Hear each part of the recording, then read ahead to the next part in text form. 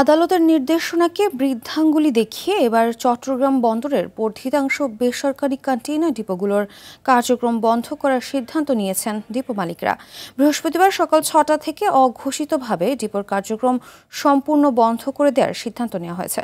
বড় shipping লাইনসগুলোকে container না পাঠানোর বিষয়টি মৌখিকভাবে জানিয়ে দেওয়া হয়েছে, তবে দেশের বন্দর ব্যবহারকারী কোনো প্রতিষ্ঠানকে বিষয়টি জানানো হয়নি।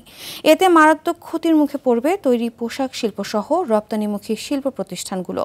বন্দর ব্যবহারকারীরা বলছেন, অফ ডকের অপারেশন বন্ধ হলে মুখ থুবড়ে পড়বে পুরো বন্দরের কার্যক্রম।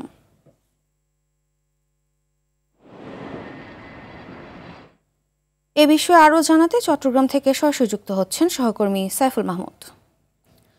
সাইফুল, ডিপো মালিকদের কি অবস্থা দেখছেন? তাদের সিদ্ধান্তের সাথে কি সবাই একাত্মতা প্রকাশ করেছে কিনা জানাবেন।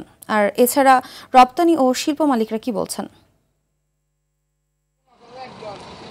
জি ফারহিনা, আসলে যেমনটি বলেছেন, আমি কিন্তু ঠিক এই মুহূর্তে দাঁড়িয়ে আছি বন্দরের ৪ নম্বর গেট দিয়ে, যেই গেট দিয়ে আসলে বাংলাদেশের যত এক্সপোর্টের পণ্যগুলো আসে সেগুলো কিন্তু এই গেট দিয়ে কিন্তু আসলে চট্টগ্রাম বন্দরে প্রবেশ করে। এবং বিশেষ করে আমরা কিছুক্ষণ আগে কথা বলেছিলাম অফডক যেই মালিক সমিতি আছে তাদের সাথে, রুল আমিন শিকদার, তিনি আমাদেরকে জানালো আসলে তাদের যে রপ্তানিকরণ প্রক্রিয়া সেখানে তারা আসলে পোষাচ্ছেন না, সেই জন্যই কিন্তু তারা কিন্তু আসলে ৩০% থেকে বৃদ্ধি করে ৬৩% করার একটা প্রস্তাবনা দিয়েছিলেন।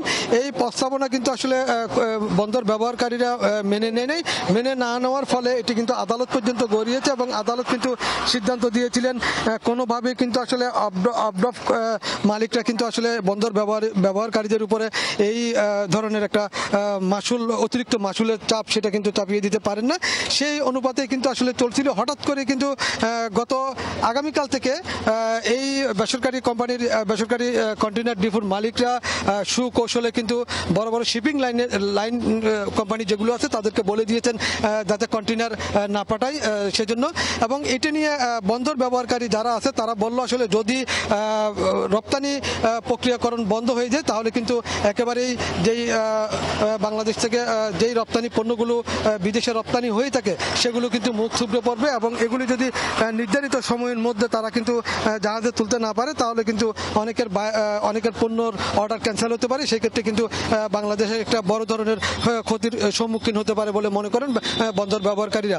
এবং একই সাথে আমরা বন্দর কর্তৃপক্ষের সাথে কথা বললাম। বন্দর কর্তৃপক্ষ তাদেরকে বললো আসলে এই বিষয়ে এখনো পর্যন্ত অফডকের যেই মালিক সমিতি রয়েছে তাদের সাথে কোনো ধরনের আসলে পরামর্শ করেনি এবং তাদেরকেও কিন্তু এই বিষয়ে কোনো ধরনের সিদ্ধান্তের কথাও জানানো হয়নি। তবে সবকিছু মিলিয়ে এই মুহূর্তে কিন্তু আসলে এই বিষয়টিকে খুব দ্রুত সমাধান চান, যেহেতু যদি আগামীকাল ৬টা থেকে যদি এই অবরোধ চলতে থাকে তাহলে কিন্তু কোনো পণ্যই বাংলাদেশ থেকে কিন্তু বিদেশে যাবে না, এটাই কিন্তু অনেকটা ধরে নেওয়া যাচ্ছে।